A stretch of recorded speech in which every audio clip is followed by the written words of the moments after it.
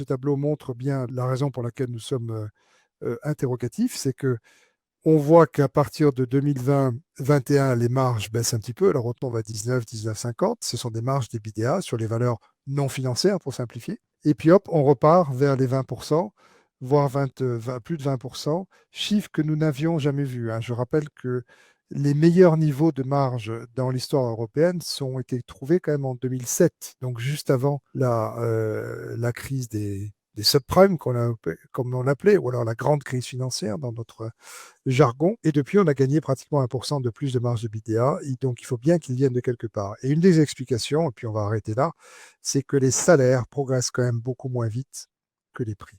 Et qu'on est toujours sur une dérivée positive en faveur des résultats des entreprises parce que les salaires progressent moins vite en dépit des attributions salariales qui ont pu être faites sur l'espace européen et notamment en Allemagne. Ça court toujours un petit peu derrière.